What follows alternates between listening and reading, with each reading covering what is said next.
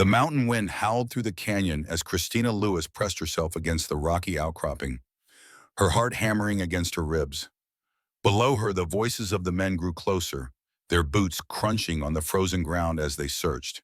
She clutched the bundle of clean linens to her chest, the fabric still damp from the icy stream where she had been washing when they found her. Her breath came in short, visible puffs in the bitter cold, and she knew that soon they would spot the vapor rising from her hiding place. "She can't have gone far," came the gruff voice of the foreman from the lumber camp. "A woman alone up here won't last the night." Christina closed her eyes, remembering how just hours ago she had been kneeling by the stream, scrubbing the endless pile of dirty clothes and bedding that the camp workers brought her each week.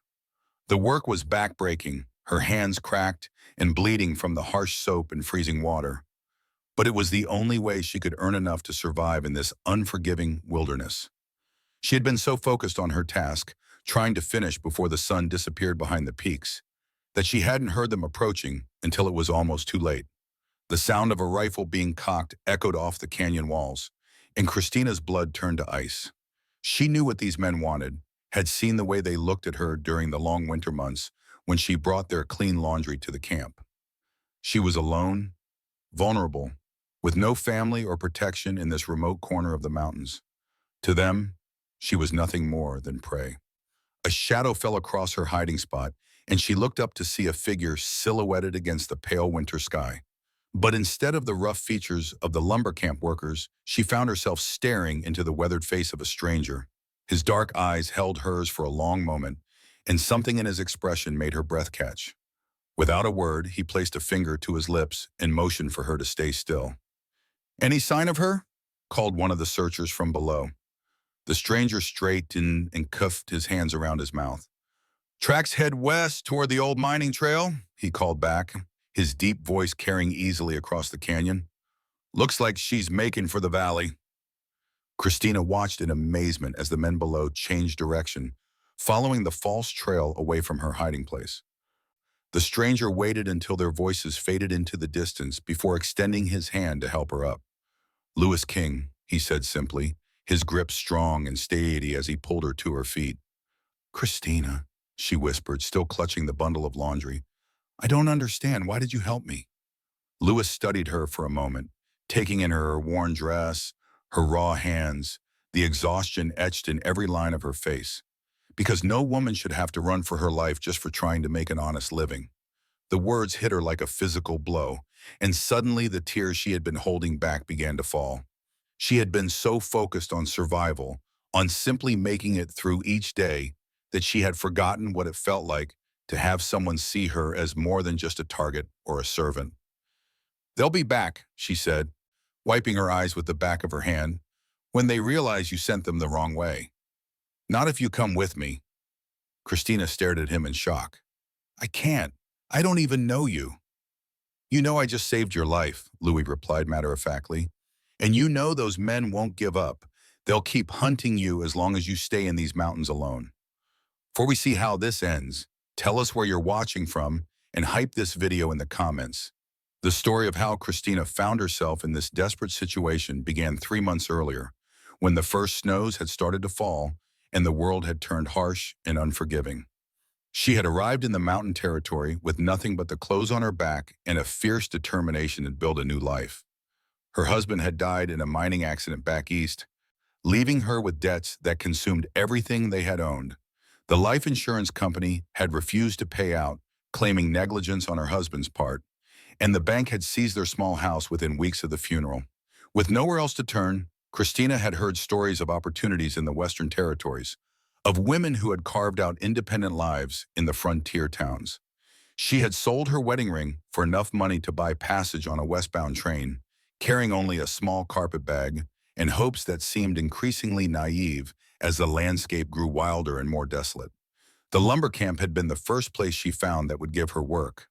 The foreman, a cruel man named Jake Morrison, had looked her up and down with calculating eyes before offering her a position doing laundry for the workers. The pay was barely enough to rent a small shack on the outskirts of the camp, and the work was brutal, but it was honest employment. At first, Christina had been grateful for any opportunity to support herself. She rose before dawn each day to haul water from the stream, heating it over a wood fire to wash the endless piles of dirty clothes and bedding. Her hands, once soft and cared for, became rough and scarred from the harsh lye soap and constant exposure to cold water. Her back ached from bending over the washboard for hours at a time, and her arms burned from wringing out heavy, waterlogged fabric. The other workers at the camp treated her with a mixture of indifference and barely concealed hunger.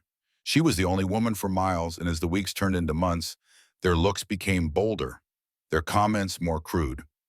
Morrison began finding excuses to visit her shack, always with some complaint about the laundry, but his eyes roamed over her in a way that made her skin crawl. "You're doing good work," he had said just the week before, standing too close in the doorway of her small home. "But winter's coming hard this year. A woman alone might find it difficult to keep warm." The implication in his words had been clear, and Christina had spent sleepless nights barricading her door and jumping at every sound outside. She knew that her situation was becoming increasingly precarious, but she had nowhere else to go and no money to leave, even if she did. The morning that changed everything had started like any other.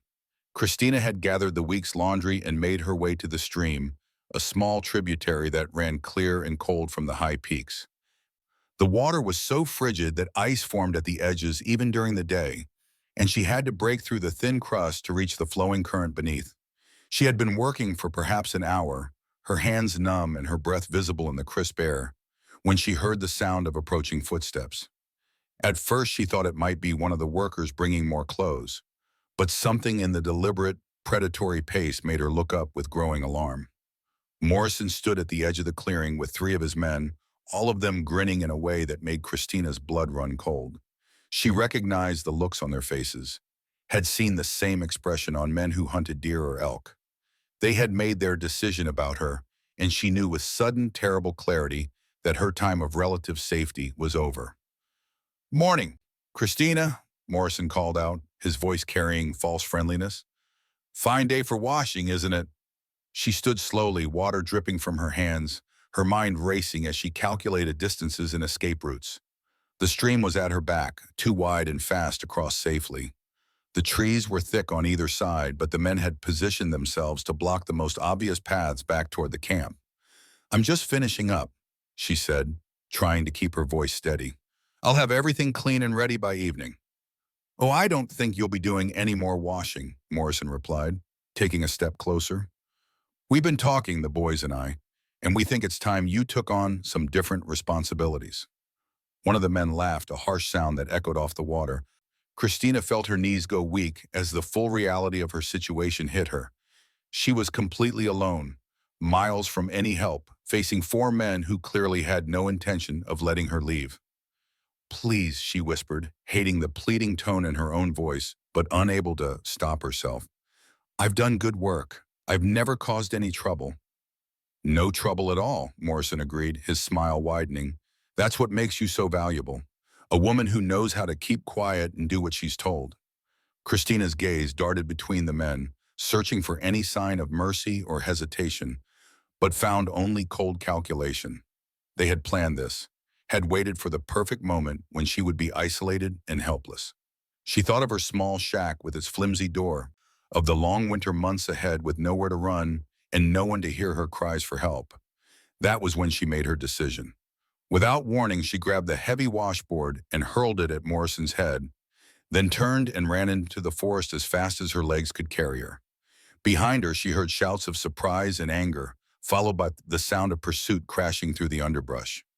The next few hours had been a nightmare of flight and hiding, of pressing herself into rocky crevices and behind fallen trees while the men searched for her with the methodical patience of experienced hunters. She had no food, no warm clothes, and no clear idea of where she could go for help. The nearest town was more than a day's walk through dangerous mountain terrain, and she knew the men would catch her long before she could reach safety. That was how she had found herself pressed against the canyon wall, clutching a bundle of damp laundry and facing what seemed like certain capture, when Lewis King had appeared like an answer to a prayer she hadn't dared to voice. Now, standing in the fading daylight with this mysterious stranger who had already risked himself to help her, Christina felt the weight of an impossible choice. Everything in her background, her upbringing, her sense of propriety, told her that going off into the wilderness with a man she had just met was madness.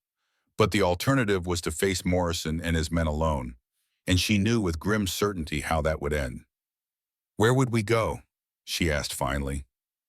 Lewis gestured toward the higher peaks, where the snow gleamed white against the darkening sky. "I have a cabin about 10 miles up the mountain.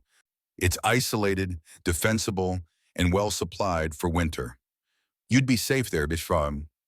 And what would you expect in return?" The question came out harder than she had intended, but she needed to know what kind of bargain she was making. Lewis's expression didn't change, but something flickered in his dark eyes that might have been hurt. "I expect you to help me get through the winter," he said quietly. "Cooking, mending, keeping the cabin in order. In exchange, you get food, shelter, and protection. Nothing more, nothing less." Christina studied his face, trying to read the truth behind his words. He was a handsome man, she realized, with strong features weathered by years of mountain living. His clothes were well made but practical, and he carried himself with the quiet confidence of someone accustomed to depending on no one but himself. There was something in his manner that reminded her of her late husband, a fundamental decency that she had almost forgotten existed in the world. "Why did I die? Why?" she asked. "Why would you help a stranger?" Lewis was quiet for a long moment, his gaze fixed on the distant peaks.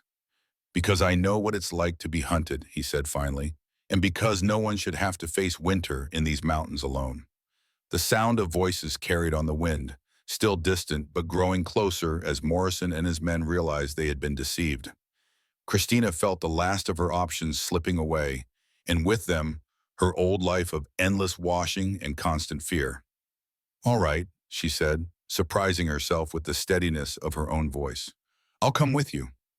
Lewis nodded once, then moved with swift efficiency to gather her scattered belongings. He took the bundle of laundry from her arms and examined it with a frown. "You won't be needing these anymore," he said, and before she could protest, he scattered the clean linens across the ground. "You're done working for others." The words hit her with unexpected force, and Christina felt something tight in her chest begin to loosen. For months, she had defined herself by her labor, by her ability to scrub and clean and serve. The idea that she could simply stop, that she could walk away from the endless cycle of backbreaking work, seemed almost too good to be true. "But the laundry," she said weakly. "They'll expect it." "Let them expect," Lewis replied, shouldering his pack. "Morrison forfeited any claim to your services when he decided to hunt you like an animal." He led her up a narrow trail that seemed to materialize out of the rocky landscape, his movements sure and silent despite the failing light. Christina followed, her legs shaking with exhaustion and adrenaline, but driven forward by the knowledge that stopping meant capture. The climb was brutal, the thin air burning her lungs as they ascended toward the snow line. Lewis set a punishing pace, pausing only occasionally to let her catch her breath or to listen for sounds of pursuit. As the hours passed and no sign of Morrison's men appeared, Christina began to believe that they might actually escape. "How much farther?" she gasped during one of their brief rests. "Another hour," Louis replied, his breathing barely labored despite the steep terrain. "The trail gets easier once we reach the ridge." Christina nodded, not trusting herself to speak. Her legs felt like water, and her lungs burned with each breath, but she forced herself to keep moving. The alternative was unthinkable. As they climbed higher, the landscape around them changed dramatically. The thick forest of the lower elevations gave way to sparse stands of pine and aspen, their branches heavy with snow. The air grew thin and crystalline, so cold that each breath felt like swallowing ice. Stars began to appear overhead, brilliant points of light in the clear mountain sky. "There," Louis said finally, pointing ahead to where a warm glow flickered between the trees. "Home." Christina looked up to see a sturdy log cabin nestled in a small clearing, smoke rising from its chimney and golden light spilling from its windows. It looked like something from a fairy tale, a refuge carved out of the wilderness by human determination and skill. As they approached, she could see that the cabin was larger than it had first appeared, with a wide front porch and what looked like several outbuildings scattered around the clearing. A small garden plot lay dormant under a blanket of snow, and she could hear the sound of animals moving in a nearby barn. You built all this yourself? She asked in amazement. Took 3 years, Louis replied with quiet pride. But it's solid. It'll keep us warm and safe through the worst weather these mountains can throw at us. He opened the front door and gestured for her to enter first. Christina stepped inside and immediately felt the blessed warmth wash over her. The interior of the cabin was simple but comfortable, with a large stone fireplace dominating one wall and sturdy furniture crafted from local wood. Shelves lined the walls, filled with books, supplies, and various tools. Everything spoke of careful planning and self-sufficiency. Sit, Louis said, guiding her to a chair near the fire.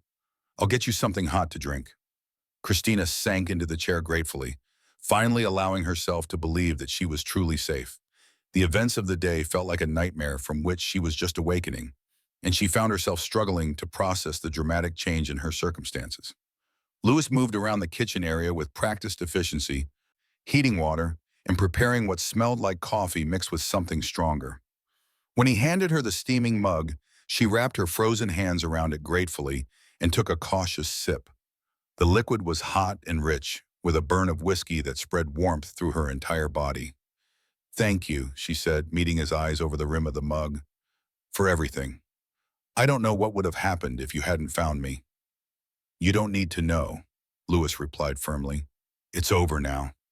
But even as he spoke, Christina could see the tension in his shoulders, the way his eyes kept drifting to the windows. He was listening for something, she realized, waiting for sounds that might indicate they had been followed. Will they come after us? She asked. Louis considered the question carefully. Morrison's not stupid, he said finally.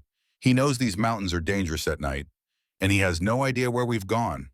But he's also the kind of man who doesn't like to lose what he considers his property. The word property made Christina's stomach clench with anger and fear. She had thought she was free of that kind of thinking when she left her old life behind. But apparently some men would always see women as things to be owned and controlled. What if he brings the law? She asked. What law? Louis's smile was grim. The nearest sheriff is 100 miles away, and Morrison runs that lumber camp like his own private kingdom. No, if he comes after you, it'll be with his own men and his own justice. The implications of his words settled over Christina like a cold blanket. She had escaped one trap only to find herself in another, dependent on a stranger's protection in a place where the normal rules of civilization didn't apply. I should tell you, she said quietly, I don't have any money. I can't pay you for helping me. Louis looked at her with something that might have been amusement. Did I ask for money? No, but then don't worry about it. I told you what I need from you. Help around the cabin, cooking, mending, that's payment enough. Christina studied his face, trying to understand what kind of man would take such a risk for a stranger with no expectation of reward. In her experience, men always wanted something, always had an angle or an ulterior motive. But Louis seemed different, driven by a code of honor that she had thought existed only in stories. Can I ask you something? She said. He nodded. Why do you live up here alone? It's so isolated, so far from everything. Louis was quiet for a long moment, staring into the fire. When he spoke, his voice was carefully neutral. Sometimes a man needs to get away from the world for a while. These mountains don't judge, don't ask questions. They just are. There was pain in his words, Christina realized, old wounds that had driven him to seek solitude in this remote place. She recognized the look in his eyes because she had seen it in her own mirror. The expression of someone who had lost something precious and was still learning how to live with the absence. How long have you been up here? She asked gently. 5 years, he replied, since the war ended. The mention of the war explained much about Louis King. Christina had known men who had come back from the fighting changed, haunted by things they had seen and done. Some had thrown themselves into work or drink. Others had simply disappeared into the wilderness like Louis, seeking peace in places where the sound of gunfire was only the crack of a hunter's rifle. It must get lonely, she said. Lonely's better than some alternatives, Louis replied, then seemed to realize how that sounded. I don't mean that you're not welcome. I just meant... I know what you meant, Christina said softly. I understand about needing to get away from the world. They sat in comfortable silence for a while, the fire crackling between them and the wind whistling around the cabin walls. Christina felt herself beginning to relax for the first time in months, the constant tension of fear and vigilance slowly ebbing away. "There's a spare room off the kitchen," Lewis said eventually. "It's not much, but it's warm and private. You can stay there as long as you need to." "Thank you," Christina said, meaning it more than she had ever meant anything in her life. Lewis showed her to the small room, which contained a narrow bed, a dresser, and a washstand. It was simple but clean, and after months of living in the drafty shack at the lumber camp, it felt like luxury. "I'll be up early," he said from the doorway. "There's work to do before winter really sets in. But you should rest tomorrow, recover from today." "I'd rather work," Christina said quickly. "I'm not used to being idle." Lewis studied her face in the lamplight. "You don't have to prove anything to me," he said quietly. "You're safe here. You can take time to heal." The kindness in his voice almost broke her composure, and Christina had to look away to hide the tears that threatened to fall. She had forgotten what it felt like to be treated with genuine compassion, to have someone care about her well-being without expecting something in return. "Good night, Christina," Lewis said. "Good night," she whispered back. After he left, Christina sat on the edge of the narrow bed and tried to process everything that had happened. This morning she had been a virtual slave, washing other people's clothes in freezing water and living in constant fear. Tonight she was in a warm, safe cabin with a man who had risked his own safety to help her, asking nothing but honest work in return. It seemed too good to be true, and part of her waited for the other shoe to drop, for Lewis to reveal his true intentions, or for Morrison to come crashing through the door. But as the hours passed and nothing happened, she began to believe that perhaps, finally, her luck had changed. She slept deeply that night, more peacefully than she had in months, and woke to the sound of Lewis moving around the main room of the cabin. When she emerged from her room, she found him preparing breakfast at the wood-burning stove. "Morning, Jen," he said without looking up. "Coffee's ready?" Christina poured herself a cup and stood watching him work. His movements were economical and practiced, the actions of a man accustomed to taking care of himself. He had already been outside, she realized, noting the snow on his boots and the fresh wood stacked by the fireplace. "What needs to be done today?" she asked. Lewis glanced at her with surprise. "I told you to rest. And I told you I'd rather work. I'm not good at sitting idle." He studied her for a moment, then nodded. "All right, we need to check the animals, chop more firewood, and preserve the last of the meat from the deer I shot yesterday. Think you can handle that?" "I can handle whatever needs doing," Christina replied with more confidence than she felt. They worked together throughout the morning, falling into an easy rhythm that surprised them both. Christina had expected awkwardness, the inevitable friction of two strangers learning to share space.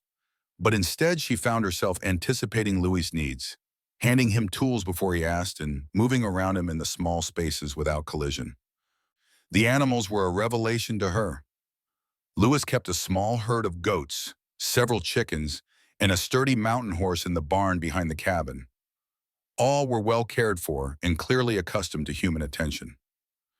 "They're beautiful," Christina said, scratching one of the goats behind the ears. "They're practical," Louis replied, but she could hear the affection in his voice. "The goats give milk and cheese, the chickens provide eggs, and the horse can get us down the mountain if we need supplies or medical help." As they worked, Christina began to understand the careful balance Louis had created in his mountain refuge. Everything served multiple purposes, nothing was wasted, and every decision was made with survival in mind. It was a hard life in many ways, but there was a purity to it that appealed to her after months of meaningless drudgery. "You've built something remarkable here," she said as they took a break from chopping wood. "It's taken time," Louis replied, leaning on his axe. "But it's worth it. Up here, a person can be exactly who they are. No more and no less." Christina understood what he meant. In the world below, she had been defined by her circumstances, her widowhood, her poverty, her vulnerability. Here, she was simply Christina, valued for her work and her presence rather than judged for her misfortunes. As the days passed, she settled into the rhythm of mountain life with surprising ease. She learned to milk the goats, to preserve meat and vegetables for the long winter ahead, to read the weather signs that told when storms were coming. Her hands, already roughened by months of laundry work, grew strong and capable in new ways. Lewis proved to be an excellent teacher, patient and thorough without being condescending. He showed her how to split kindling properly, how to read animal tracks in the snow, how to repair the small tears and breaks that were inevitable in their isolated life. In return, she brought skills he had been managing without, cooking meals that were more than mere sustenance, mending his clothes with a care and precision he couldn't match, organizing the cabin in ways that made their daily tasks more efficient. 3 weeks after her arrival, Christina was returning from the barn when she spotted movement on the trail below. Her blood turned to ice as she recognized the distinctive silhouettes of men on horseback, moving with the purposeful determination of a hunting party. "Lewis," she called softly, not wanting her voice to carry on the wind. He emerged from the cabin immediately, taking in her expression and the direction of her gaze. Without a word, he handed her his rifle and disappeared back inside, returning moments later with a spyglass. "4 men," he said after a long moment of observation. "Morrison and 3 others. They're armed and they're following our trail." Christina felt her knees go weak. She had known this moment might come, but part of her had hoped that Morrison would eventually give up and move on to easier prey.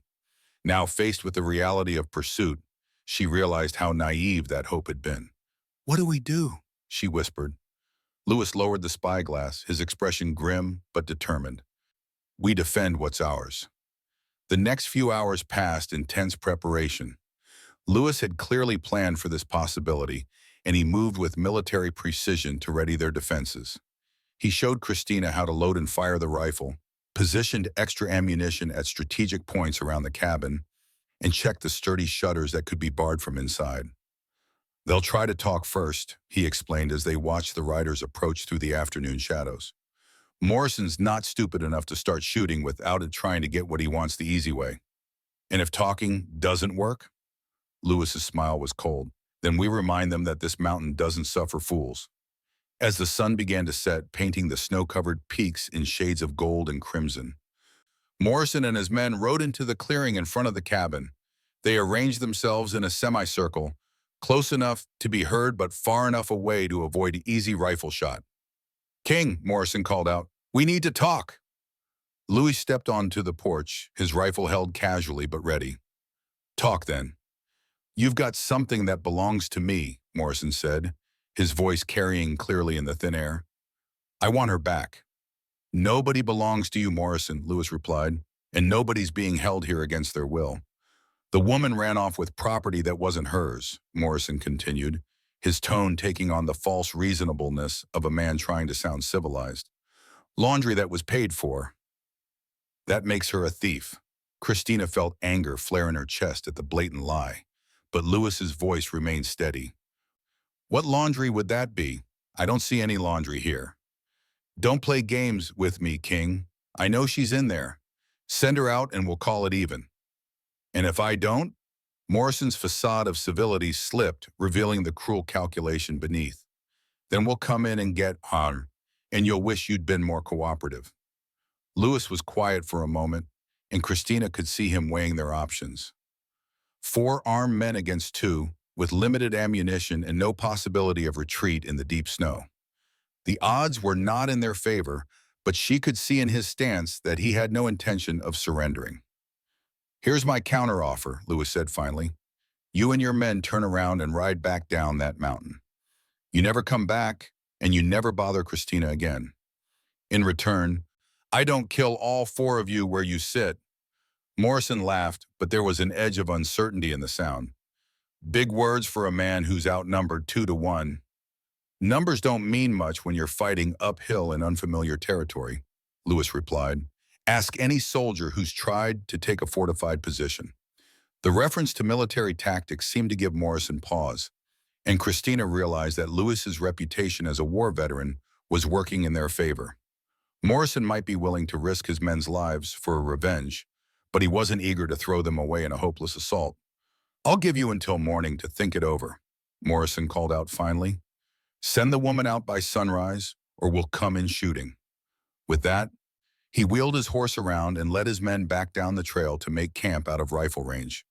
Lewis watched them go, then turned to Christina with an expression she couldn't read. "I'm sorry," she said quietly. I've brought this trouble on you." "No," Lewis replied firmly. "Morrison brought this trouble when he decided to hunt you like an animal. You've got nothing to apologize for." They spent the evening in careful preparation, checking their defenses and discussing strategy. Lewis's military experience showed in the way he analyzed their situation, identifying fields of fire and potential weaknesses in their position. "The cabin's solid," he explained, running his hands along the thick log walls. "Built to withstand mountain storms, so it'll stop rifle bullets easy enough. The problem is that we can't stay holed up forever. They can afford to wait us out."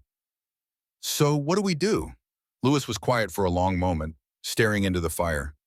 "We make them decide it's not worth the cost," he said finally. Christina didn't ask what he meant by that, but she saw the hard set of his jaw and knew that tomorrow would bring violence, whether they wanted it or not. She thought about the life she had been building here, the peace and purpose she had found in their mountain refuge, and felt a fierce determination to protect it. "I can shoot," she said suddenly. Lewis looked at her with surprise. "What?" "I said I can shoot. My father taught me when I was young, and my husband and I used to hunt rabbits together. I'm not helpless."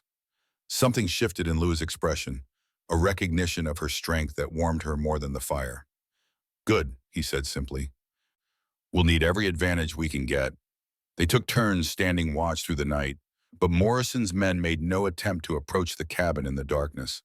As dawn broke over the peaks, painting the snow in shades of pink and gold, Christina found herself crouched behind one of the cabin's shuttered windows. Rifle in hand, waiting for the confrontation she knew was coming. The morning air was crystalline and still, so quiet that Christina could hear her own heartbeat in her ears. Lewis had positioned himself at the front window, his rifle trained on the trail where Morrison's men would appear. They had agreed on a simple strategy: wait for the first shot, then make every bullet count. "Remember," Lewis said quietly, "they need you alive. That gives us an advantage. They can't just spray bullets and hope for the best." Christina nodded, though she wondered if Morrison's desire for revenge might outweigh his other intentions. Men like him didn't take defiance well, and Lewis's challenge the night before had been a public humiliation that would demand an answer. The sun climbed higher, casting long shadows across the snow-covered clearing, but still no sign of movement came from the trail below. Christina began to wonder if Morrison had decided to wait them out after all, to try to starve them into submission rather than risk a direct assault. Then Lewis stiffened, his rifle coming up to his shoulder. "Here they come," he whispered. Christina peered through the narrow gap in the shutters and saw 4 figures moving through the trees. No longer mounted, but advancing on foot, with the careful precision of men who had done this kind of work before. They spread out as they approached, using the natural cover of rocks and fallen logs to mask their approach. "Christina," Morrison's voice carried clearly across the clearing. "This is your last chance. Come out now and nobody gets hurt." Lewis glanced at her, and she shook her head firmly. Whatever happened, she would not go back to the life of fear and servitude that Morrison represented. "Your choice," Morrison called out, and Christina saw the muzzle flash from his rifle an instant before the bullet splintered the wood near her window. Lewis's return shot was immediate and precise, and one of Morrison's men cried out in pain, clutching his shoulder as he stumbled behind a boulder. The battle was joined. What followed was unlike anything Christina had ever experienced. The crack of rifle fire echoed off the canyon walls, punctuated by shouts and curses as the men maneuvered for better positions. Lewis moved with deadly efficiency, his shots carefully aimed and devastatingly effective. Within minutes, he had wounded 2 of Morrison's men and forced the others to take cover behind increasingly distant rocks. Christina found herself swept up in the rhythm of combat, loading cartridges and passing ammunition to Lewis, while watching for opportunities to take shots of her own.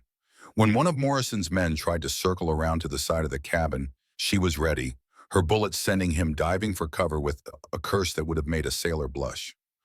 "Good shot," Lewis said approvingly, and Christina felt a surge of fierce pride.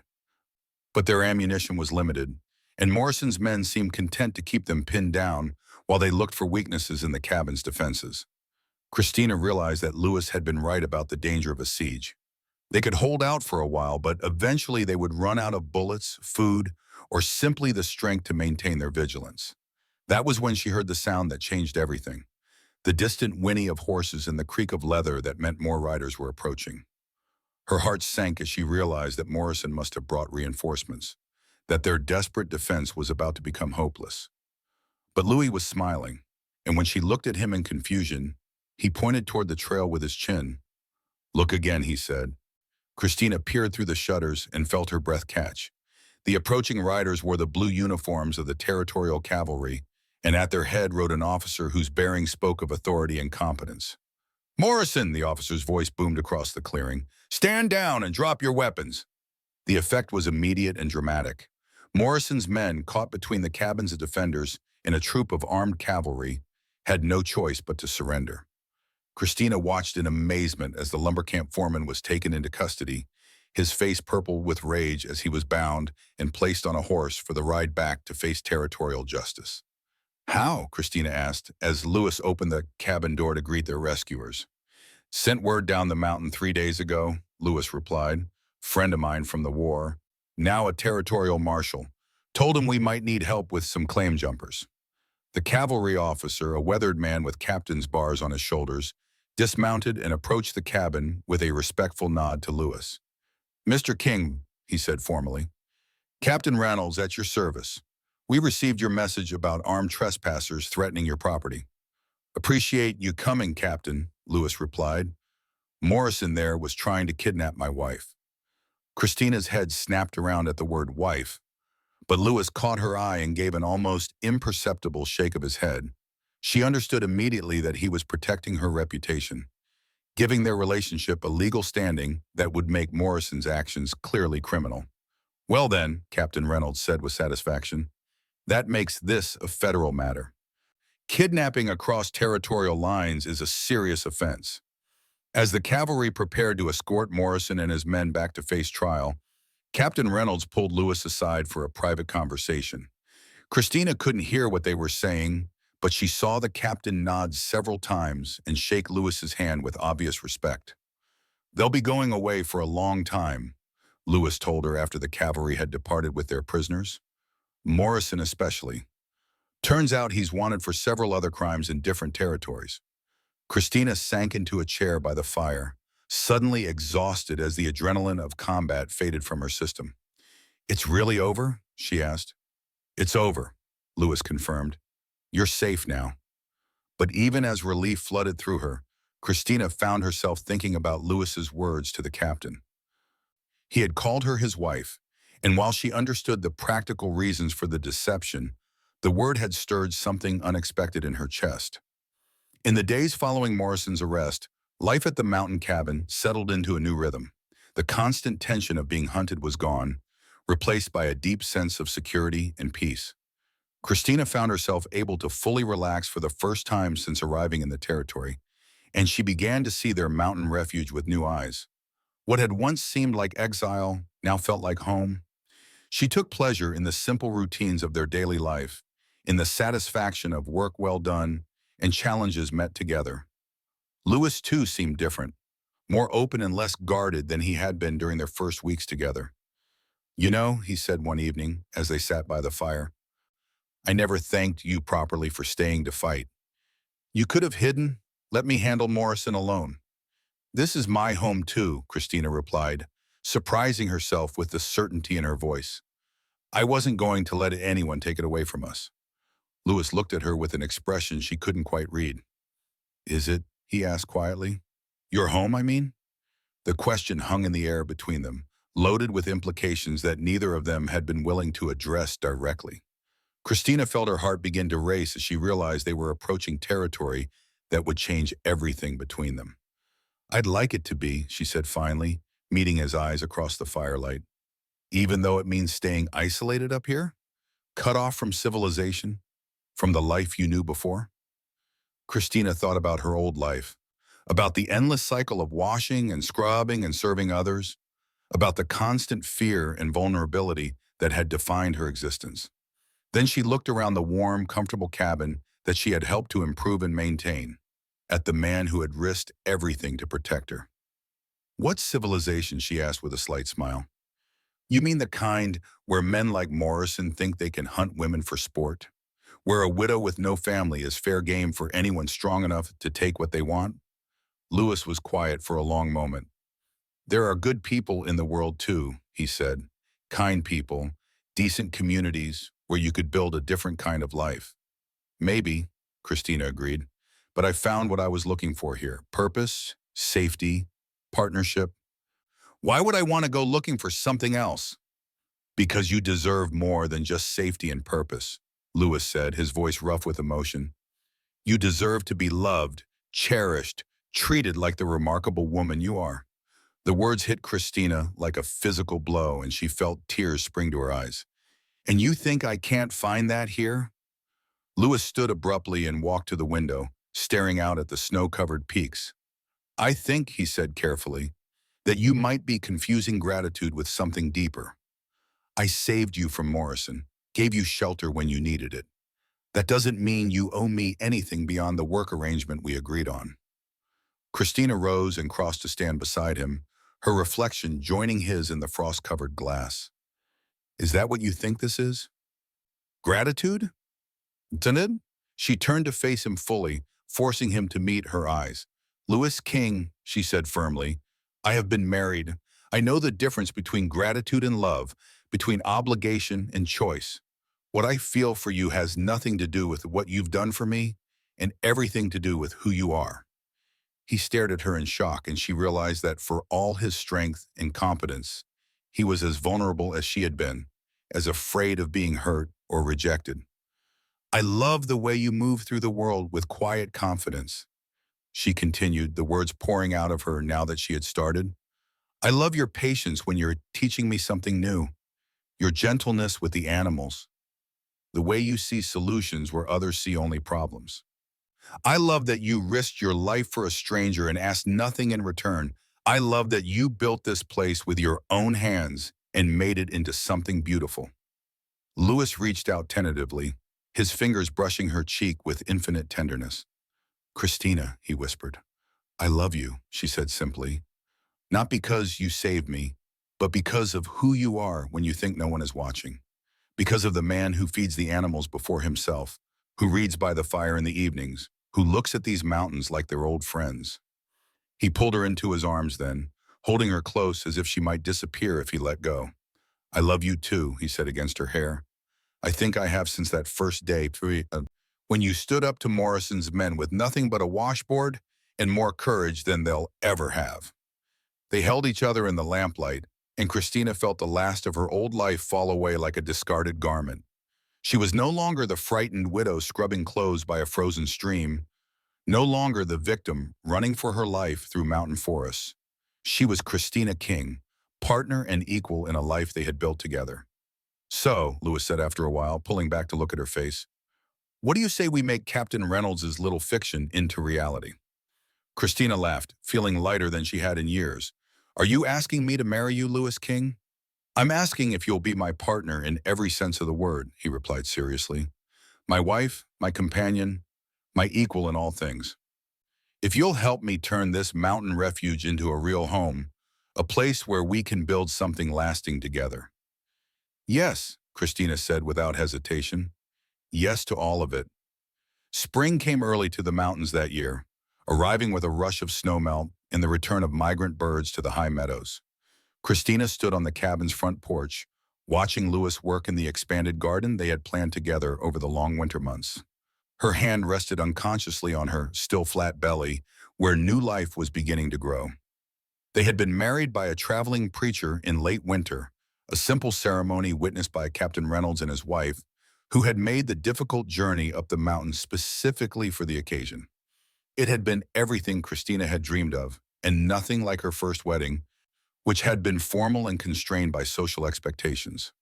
This time, she had spoken vows that came from her heart, promising to love and support the man who had become her anchor in the storm. The months since their marriage had been the happiest of Christina's life. She and Lewis had settled into a partnership that was both romantic and practical, dividing the work of mountain living according to their strengths and interests. She had taken over most of the cooking and preserving, while Lewis handled the heavier construction projects and animal husbandry. But they worked together on everything that mattered, making decisions as equals, and supporting each other through the inevitable challenges of their isolated life. "The tomatoes are coming along well," Lewis called out, straightening to wipe sweat from his forehead. "She should have a good crop this year." "Good," Christina replied, smiling at the satisfaction in his voice. "We'll need them for the trading post run in the fall." They had decided to expand their operation, growing surplus vegetables and raising extra animals to trade for supplies and luxuries they couldn't produce themselves. It was a way of connecting with the outside world without compromising their independence, and Christina looked forward to the trips down the mountain that would break up the isolation of winter. "Christina," Lewis said, his tone suddenly serious, "come look at this." She made her way down from the porch to where he stood at the edge of the garden, pointing toward the trail that led up from the valley. A lone rider was making his way slowly up the mountain, his horse picking its way carefully through the rocky terrain. "Friend of yours?" Christina asked, though she wasn't particularly worried. Word of Morrison's fate had spread through the territory, and they had been left alone by anyone who might have meant them harm. "I think so," Lewis replied, shading his eyes against the sun. "Looks like Captain Reynolds." As the rider drew closer, Christina could see that Lewis was right. The cavalry officer looked tired and dusty from his long journey, but he greeted them with a warm smile as he dismounted in their yard. "Mr. and Mrs. King, somehow," he said formally, then broke into a grin. "Though I suppose I should say congratulations are in order, from what I hear." "Thank you, Captain," Christina replied, feeling a blush rise to her cheeks. "What brings you all the way up here?" Reynolds' expression grew serious. "Official business, I'm afraid.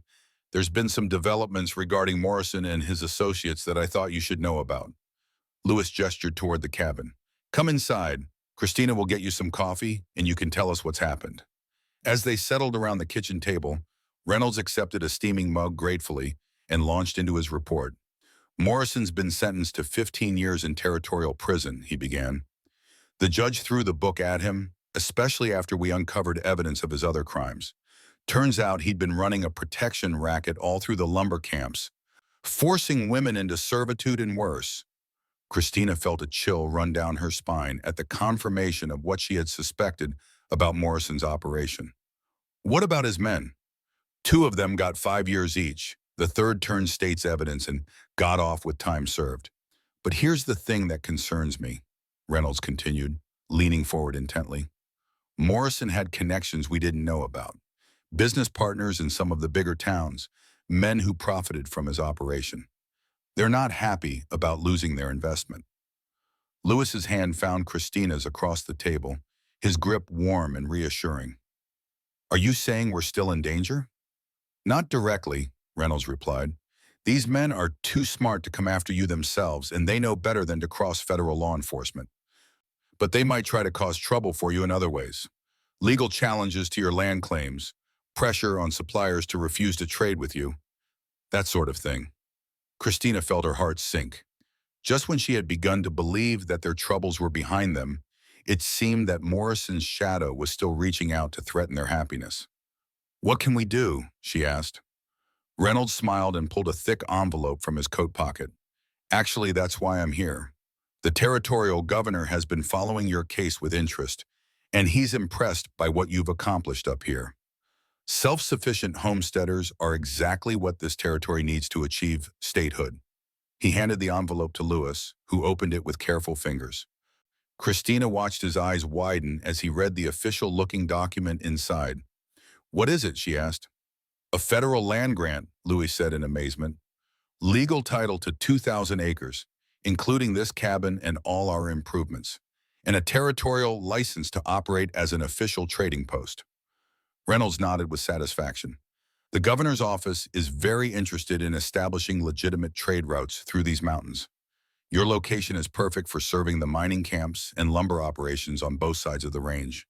With federal backing, Morrison's associates won't be able to touch you." Christina felt tears of relief and joy spring to her eyes. Not only were they safe from further persecution, but their dream of expanding their operation had just become reality with the full support of the territorial government. "There's one more thing," Reynolds added, his smile widening. "The governor would like to offer you a position, Mr. King, territorial marshal for this district.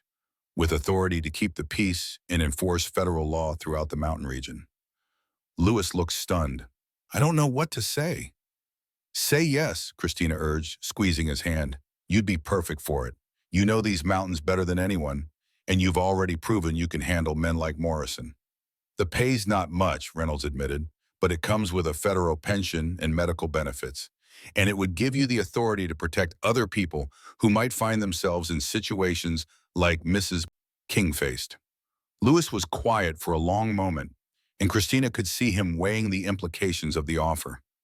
Taking on the role of territorial marshal would mean more responsibility, more contact with the outside world, and potentially more danger. But it would also mean the ability to help others who found themselves at the mercy of men like Morrison. I'll need to think about it, Lewis said finally. Discuss it with my wife. Of course, Reynolds replied. Take all the time you need. The position will be there when you're ready. After the captain had left to make camp for the night before beginning his journey back down the mountain, Christina and Lewis sat on their porch watching the sun set behind the peaks. The land grant and trading post license lay on the table between them, tangible proof that their mountain refuge had become something more than just a hiding place. What do you think? Lewis asked quietly. About the marshal position? Christina considered the question carefully. I think, she said finally, that you didn't save me just to keep me safe. You saved me because you couldn't stand to see injustice go unanswered. This would give you the power to do that on a larger scale. It would mean changes, Lewis warned. More travel, more time away from the cabin, more risks. It would also mean more opportunities to help people who need it, Christina replied. How many other women are out there right now, trapped in situations like I was? How many people are suffering because men like Morrison think they can take whatever they want? Lewis nodded slowly. I've been thinking the same thing. But I won't make this decision without you. This is our life, our home. You have an equal say in what we do with it. Christina felt a surge of love for this man who had not only saved her life, but had consistently treated her as a true partner in every decision they faced. Then here's what I think we should do, she said. Accept the marshal position, but on our terms. We use this place as our base of operations. Expand the trading post to serve as a safe haven for people who need help. We build something that can protect others the way we protected each other. A sanctuary, Lewis said thoughtfully. A place where people can come for help, for safety, for a new start. Exactly. We have the resources now, the legal authority, the knowledge of how to survive up here. We could teach others, help them build their own independence. Lewis reached for her hand, his fingers intertwining with hers. It won't be easy. There will be more men like Morrison, more people who think they can profit from others' desperation. Then we'll be ready for them, Christina said firmly, together. As if to underscore her point, she placed his hand on her belly where their child was growing. All of us. Lewis's eyes widened with surprise and joy as he realized what she was telling him. Really? Really, I wanted to be sure before I said anything, but yes, we're going to have a baby. He pulled her into his arms, holding her close as the first stars began to appear in the darkening sky. A family, he whispered. A real family. The best kind, Christina agreed, built on choice, not obligation, on love, not fear. They spent the evening making plans, dreaming of the future they would build together in their mountain sanctuary. They would accept the marshal position and the trading post license, but they would use them to create something unprecedented, a place where people could come not just to trade goods, but to find safety, justice, and new opportunities. Christina imagined other women like herself, fleeing from situations of abuse or desperation, finding refuge in the mountain cabin, while they learned the skills they needed to build independent lives. She pictured Lewis teaching men and women alike how to read the weather, how to preserve food, how to defend themselves against both human predators and natural dangers. We'll need to expand the cabin, Lewis said practically, add more rooms, build proper facilities for guests. And we'll need supplies, tools, books to teach people with, Christina added. The trading post income should help with that, soon. Captain Reynolds mentioned that there are federal programs to support territorial development, Lewis mused. We might be able to get additional funding for educational and safety initiatives. As they talked, Christina felt a deep sense of rightness about the path they were choosing. She had come to this mountain as a refugee, seeking nothing more than survival. Now she was planning to help others find not just safety, but the tools they needed to build lives of dignity and independence. The next morning, they gave Captain Reynolds their answer. Lewis would accept the position of territorial marshal, and they would establish their mountain refuge as an official trading post in Way Station. Reynolds promised to send word of their decision to the governor and to begin the process of setting up the necessary legal and financial frameworks. "You're doing something important here," he told them as he prepared to leave. "The territory needs places like this, people like you who are willing to stand up for what's right." After he left, Christina and Lewis stood together in their yard, looking out over the land that was now officially theirs. The peaks rose around them like protective walls, and the morning sun painted everything in shades of gold and promise. "No regrets?" Lewis asked, slipping his arm around her waist. "None," Christina replied without hesitation. "This is where we belong. This is what we're meant to do." As summer progressed, word of their mountain sanctuary began to spread through the territory. The first visitors were trappers and prospectors, men who had heard about the new trading post and came seeking supplies and information. But gradually others began to arrive, families looking for safe passage through the mountains, women fleeing abusive situations, young people seeking opportunities in the growing Western territories. Each visitor brought stories that reinforced Christina's belief in what they were doing. There was Sarah, a widow with 3 children who had been cheated out of her farm by unscrupulous lawyers and needed help getting to relatives in California. There was Tom, a former soldier like Lewis who had been unable to find work because of injuries sustained in the war. There was Maria, a young Mexican woman whose family had been driven from their land by Anglo settlers and who needed sanctuary while she planned her next move. To each of them, Christina and Louis offered not just supplies and shelter, but practical education and emotional support. They taught skills that would help people survive and thrive in the challenging Western environment: how to read weather patterns, how to preserve food, how to defend themselves, how to negotiate fair deals with traders and employers. Lewis's role as territorial marshal gave their efforts official legitimacy and provided resources they couldn't have accessed on their own. He made regular patrols through the mountain region, investigating reports of claim jumping, labor abuse, and other crimes that preyed on the vulnerable. His reputation for fairness and competence spread quickly, and soon he was being called upon to mediate disputes and provide protection for people throughout the territory. Christina found herself becoming the heart of their operation, the person who provided emotional support and practical guidance to the women and families who sought their help. Her own experience of vulnerability and recovery gave her unique insight into what people needed to rebuild their lives, and she discovered a talent for teaching and counseling that she had never suspected she possessed. "You're a natural at this," Lewis told her one evening as they reviewed the day's activities. They had helped a family of German immigrants find work at a nearby ranch, mediated a dispute between 2 mining claims, and provided temporary shelter for a woman fleeing an arranged marriage she had never consented to. "I think I'm just remembering what it felt like to need help and not know where to find it," Christina replied. "If we can spare even one person that kind of desperation, it's worth whatever effort it takes." Their own relationship continued to deepen and strengthen through the shared work of building their sanctuary. The challenges they faced together, the satisfaction of helping others, and the anticipation of their coming child all served to bind them closer. Christina often marveled at how different this partnership was from her first marriage, which had been based on social expectations and economic necessity rather than genuine compatibility and shared purpose. As autumn approached and Christina's pregnancy became more visible, they made preparations for the winter months and the arrival of their child. The cabin had been expanded with additional rooms and facilities, and they had established a network of contacts throughout the territory who could provide supplies and support when needed. "Are you worried?" Lewis asked one night as they lay in bed, his hand resting gently on her rounded belly. "About the baby? About managing everything we've taken on?" Christina considered the question seriously. 6 months ago, she would have been terrified at the prospect of bringing a child into such an uncertain situation. But now, surrounded by the life they had built together and the community of people who had come to depend on their sanctuary, she felt only excitement and determination. "I'm not worried," she said honestly. "This baby will be born into a home filled with love and purpose, surrounded by people who believe in helping each other. What better start in life could any child have?" Lewis kissed her forehead gently. "I love you, Christina King. I love the woman you were when I found you by that stream.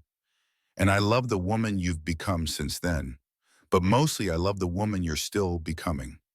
"And I love you," she replied, turning to face him in the lamplight, "for seeing who I could be when I couldn't see it myself, for giving me the chance to become someone I never dreamed I could be." Outside their window, the first snow of the season was beginning to fall, dusting the peaks with white and signaling the approach of another mountain winter.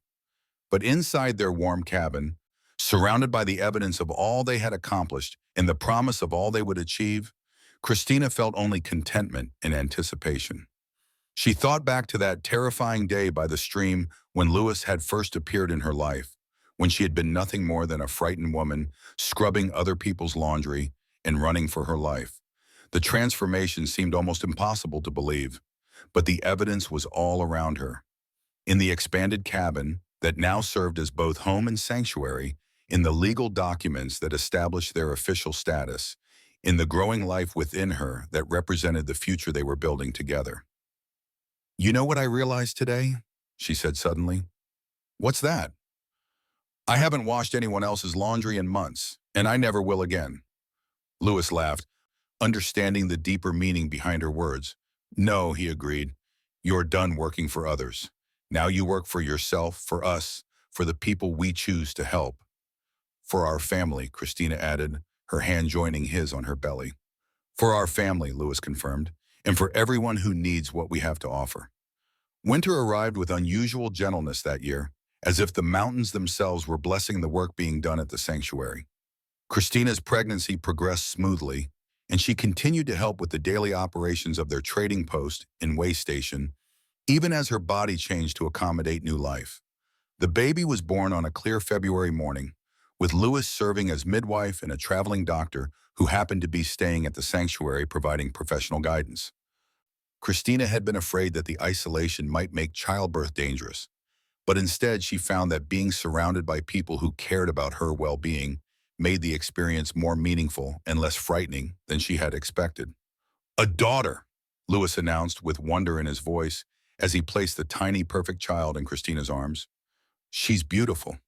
Christina looked down at her daughter's face, seeing features that were a blend of her own and Louise's, and felt her heart expand with a love so fierce and immediate that it took her breath away. This child would grow up free, she promised silently, free to choose her own path, to build her own life, to be valued for who she was rather than what others expected of her. "What should we call her?" Lewis asked, settling beside them on the bed. Christina had been thinking about this question for months, considering names that would reflect both their hopes for their daughter and their gratitude for the life they had built together. "Hope," she said finally. "Hope King." "Perfect, issue," Lewis agreed, reaching out to stroke the baby's tiny hand with one gentle finger. Hope King, born in a sanctuary raised in freedom. As spring returned to the mountains and hope grew stronger, the sanctuary continued to expand its reach and influence. Word of their work had spread throughout the territory and beyond, bringing visitors from as far away as Colorado and Nevada. Some came seeking help, others came to learn from their example, and still others came to offer support and resources for their mission. Christina found that motherhood, far from limiting her ability to help others, had actually enhanced it. The women who sought refuge at the sanctuary were drawn to her experience as both survivor and mother, seeing in her proof that it was possible to build a life of safety and fulfillment even after experiencing the worst that the world could offer. "You give them hope," Lewis observed one evening as they watched their 6-month-old daughter sleep peacefully in her cradle. "Not just because of your name, but because of what you represent. Living proof that people can overcome anything if they have the right support and opportunities." "We give them hope," Christina corrected gently. "This only works because we're partners in it, because you're willing to use your authority and skills to protect people, And because together we've created something that's bigger than either of us could manage alone. Lewis nodded, understanding her point. Their sanctuary had succeeded not because of any individual heroism, but because of the power of genuine partnership and shared commitment to justice. They had each brought their own strengths to the work, but it was the combination of those strengths that had made their vision reality. As they prepared for another winter, Christina reflected on the journey that had brought them to this point. Less than 2 years ago, she had been a desperate woman washing rags by a frozen stream, believing that her life held no possibilities beyond survival and service to others.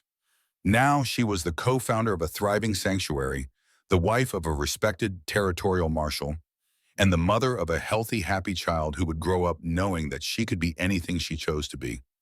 The transformation seemed miraculous, but Christina understood that it had been built on very practical foundations: the willingness to take risks, the commitment to treat each other as equals, the determination to use their resources and opportunities to help others rather than simply accumulating wealth or comfort for themselves. "Do you ever wonder what would have happened if we hadn't met that day?" she asked Lewis as they stood on their porch, watching the sun set behind the peaks that had become so familiar and beloved. "No," Lewis replied without hesitation, "because we did meet, and everything that's happened since then has been the result of choices we made together. There's no point in wondering about paths not taken when the path we chose has led us exactly where we belong." Christina smiled, recognizing the wisdom in his words. She had learned to focus on possibilities rather than regrets, on what could be built rather than what had been lost. It was a lesson she tried to pass on to everyone who sought help at their sanctuary, that the past, however painful, did not have to determine the future. As the first stars appeared in the darkening sky, hope began to stir in her cradle, making the small sounds that meant she would soon wake for her evening feeding. Christina went to lift her daughter, marveling as she always did at the perfect trust in the baby's face as she settled into her mother's arms. "Tell me a story, Mama," she whispered to the child, though she knew Hope was still too young to understand words. "Once upon a time, there was a woman who thought her life was over. She thought she was nothing more than a servant, that she would never be anything but afraid and alone. But then she met a man who saw her differently, who helped her see herself differently. And together they built something beautiful." Lewis joined them, wrapping his arms around both his wife and daughter. "And they lived happily ever after?" he asked with gentle humor. "They lived purposefully ever after," Christina corrected, "which turned out to be even better than happy. Because when you're living for something bigger than yourself, when you're using your life to make other lives better, happiness comes naturally." Outside, the mountain wind whispered through the pines, carrying with it the promise of another season, another year of work and growth and service. Inside the warm cabin, surrounded by the evidence of all they had accomplished and the promise of all they would achieve, the King family settled in for the night, secure in the knowledge that they had found not just safety and love, but purpose and meaning that would sustain them through whatever challenges lay ahead. Christina King, who had once been nothing more than a frightened woman washing other people's laundry, was now a pillar of her community, a protector of the vulnerable, and a living example of what was possible when people refused to accept limitations imposed by others.